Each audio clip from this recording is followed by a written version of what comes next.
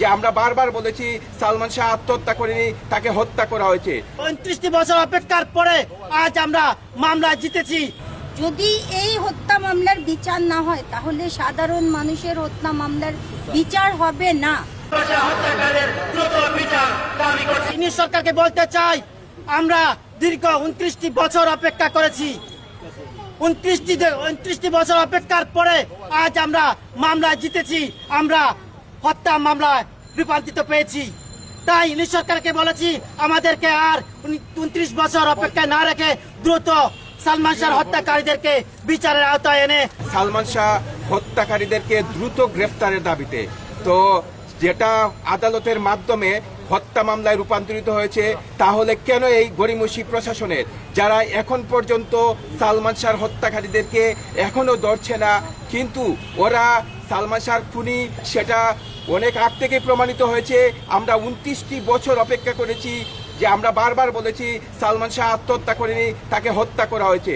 অবশেষে আদালত যেহেতু রায় দিয়েছে এটা হত্যা মামলা, তাহলে আমরা প্রশাসনকে বিনীতভাবে অনুরোধ করছি, আপনারা আসামিদেরকে দ্রুত গ্রেফতার করুন এবং মহানায়ক সালমান শাহর খুনি যারা তাদেরকে চিহ্নিত করে দ্রুত আইনের আওতায় নিয়ে এসে তাদের ফাঁসি কার্যকর করা হোক। আমরা বারবার বলছি, যতদিন পর্যন্ত সালমান শাহর হত্যাকারীর বিচার হবে না, আমরা রাজপথে ছিলাম, রাজপথে আছি। আমরা সালমান ভক্ত সারা বাংলাদেশে কঠোর আন্দোলনের মাধ্যমে সঠিক বিচার দাবি আদায় করে ছাড়বো ইনশাআল্লাহ। যত দ্রুত সম্ভব আপনারা এই হত্যার বিচার করেন। যদি হত্যা মামলার বিচার না হয় তাহলে নিরীহ মানুষগুলি কোথায় যাবে আপনারাই বলেন। সমস্ত জাতির প্রতি আমি শ্রদ্ধা রেখে বলছি, এই মৃত্যুর বিচার অতি দ্রুত হোক। আর কত আমাদেরকে পিছিয়ে রাখবেন? 29টা বছর আমরা পিছিয়ে আছি, আর আমাদের পিছিয়ে রাখবেন না। আমি আইনের প্রতি শ্রদ্ধা রাখি, আমি দেশবাসীর প্রতি শ্রদ্ধা রাখি, আমি সরকারের প্রতি শ্রদ্ধা রেখে বলছি, যদি এই হত্যা মামলার বিচার না হয় তাহলে সাধারণ মানুষের হত্যা মামলার বিচার হবে না। আজকে সালমান শাহর বিচার হচ্ছে না, কালকে আপনাদের বিচার হবে না, আপনাদের সন্তানদের বিচার হবে না। আপনাদের আমাদের সবার নিরাপত্তার জন্য এই বিচারের দাবি চাই এবং সামিরার ফাঁসি চাই।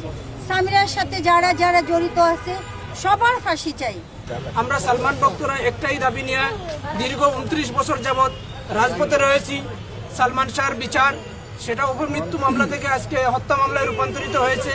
এই জন্য আমরা মাননীয় আদালতকেও ধন্যবাদ জানাচ্ছি এবং এই রায়টি দ্রুত আসামিদের গ্রেফতারের মাধ্যমে রায়ের সুষ্ঠু বাস্তবায়ন করে আমরা সালমান ভক্তের আত্মাকে তৃপ্ত করার জন্য প্রশাসনের প্রতি সবিনয় অনুরোধ জানিয়ে সবারই জানা আছে আমাদের প্রিয় সালমান এবং সিলেটের কৃতি সন্তান। আমরা সবারই, আমি দীর্ঘায়িত করতে চাচ্ছি না, বক্তব্য অনেক ভাই আছেন এবং সবার আগে একটা ধন্যবাদ জানাই আমাদের আজকে বিপ্লব ভাইয়ের আয়োজিত জন্য আমরা সবাই উপস্থিত হয়েছি। ইনশাআল্লাহ আমরা যে আজকে যে এখানে জমায়েত হয়েছি, আমাদের একটাই মাত্র দাবি, সেই দাবিটা হলো বিচার চাই, বিচার চাই, বিচার চাই, বিচার চাই, সালমান শাহর বিচার চাই, সালমান শাহর বিচার চাই।